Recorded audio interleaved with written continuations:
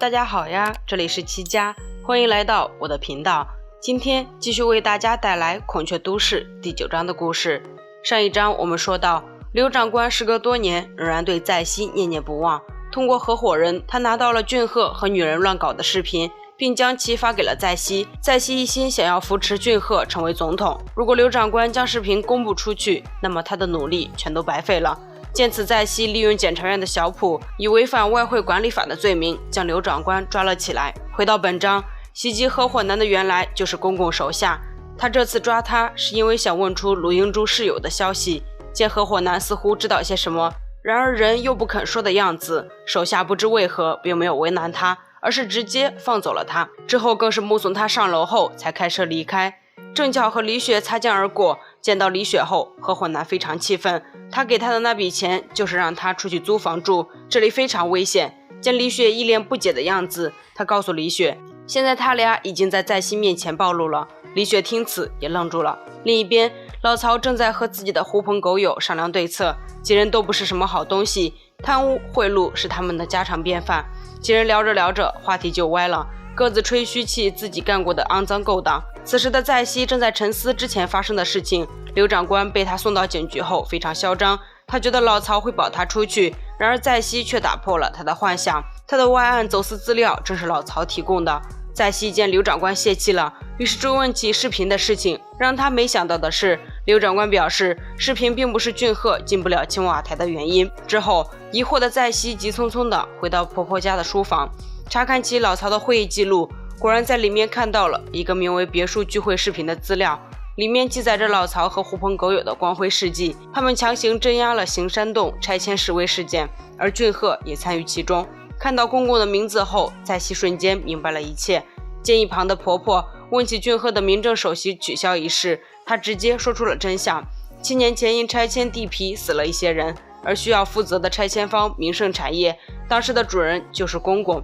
不过气归气，在熙并没有因此受挫，无论如何他都要让俊赫当上总统。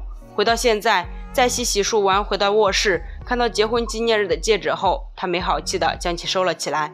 第二天，在熙给俊赫挑选得体的衣服，俊赫本来还一头雾水，结果刚出家门就被记者们包围。记者们对于俊赫没当上民政首席的原因非常好奇，而且他们已经通过小道消息听说了俊赫没当上和公共的民生产业有关。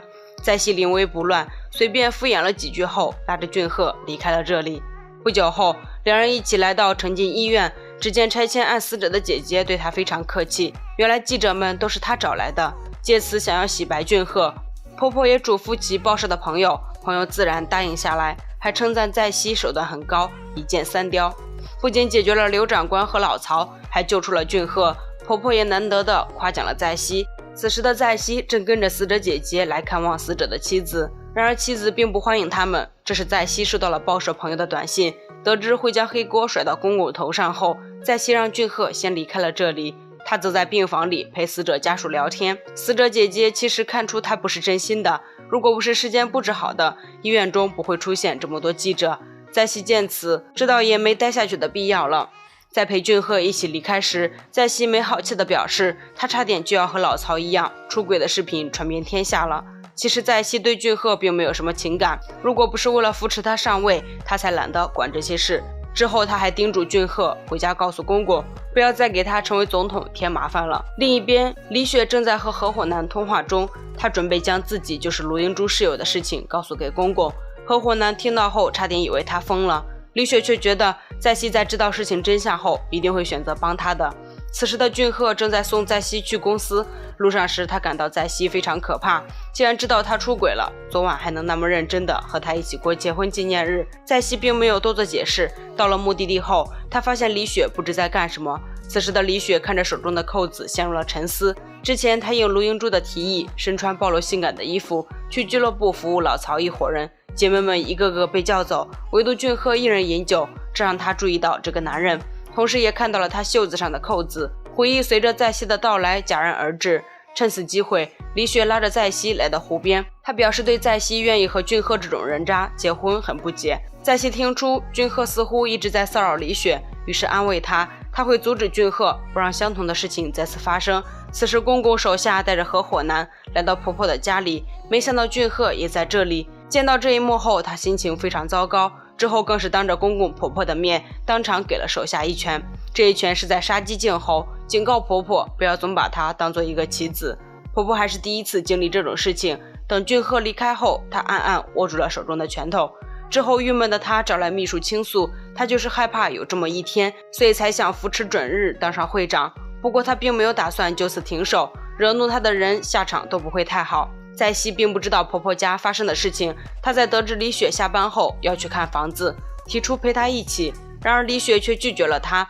她想要等确定好房子后再邀请在熙做客。时间来到晚上，在熙和李雪告别后回到家中，而李雪则按照所说去看自己的房子，门上面写着永远不会忘记行山洞那天。这句话吸引了李雪的注意，很快她就住进了这个小房子。之后打开行李箱收拾起东西，在翻到自己的日记本时，她停住并打开了它，其中一张在熙一家3口合照的照片勾起了她的回忆。当时她因为卢英珠的事情非常气愤，于是带着合伙男去找明姐。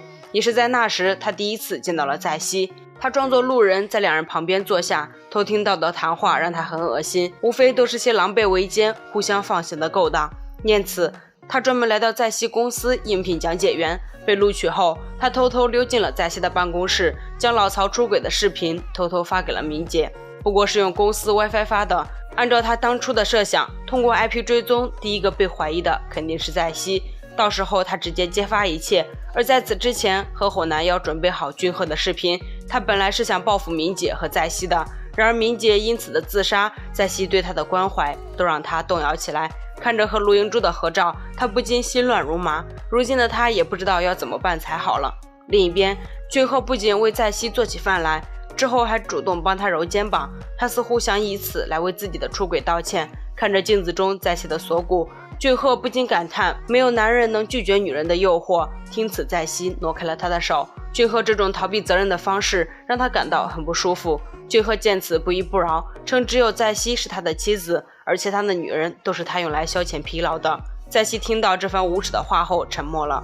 时间来到第二天，俊赫的报道如期在网上流传开来，俊赫瞬间洗清了自己的罪名，还借此在民众间树立了好的形象，将锅甩到了公公头上。此时的朱颜仍然万年如一日地表达着对准日的不满，他一心想要准日在家中的话语权多一点，他可不想被在熙压一头。然而准日似乎只想当个咸鱼，两人这次的碰面在此以不欢而散结束。不久后，秘书向在熙和婆婆汇报起报道的成效。经过报道后，俊赫在大选中受欢迎的程度已经名列榜首。在熙听此也很开心，由衷地感谢婆婆，如果不是她安排了报社的人，她也不会这么顺利地解决这次危机。婆婆却并没有表现得多开心。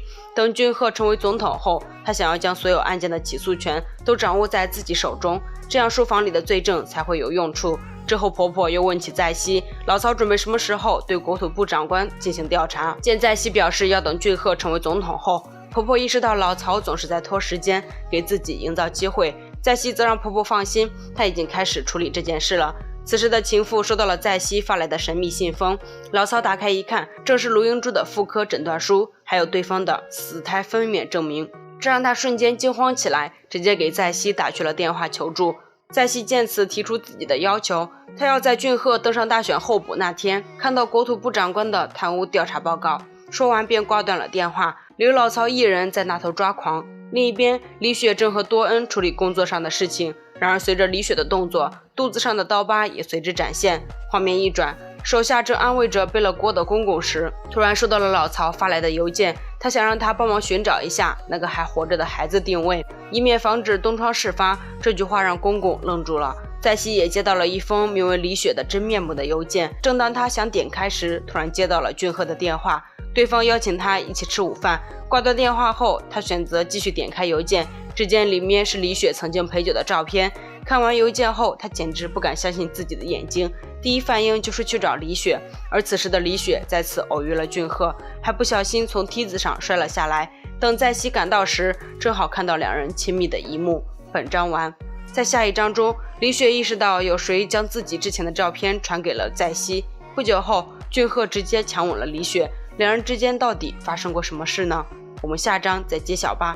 七家的解说就到这里了，关注七家不迷路，七家每天都会为大家带来最新的韩剧解说哦，动动小手给七家点个赞再走吧。我们下集再见喽，拜拜。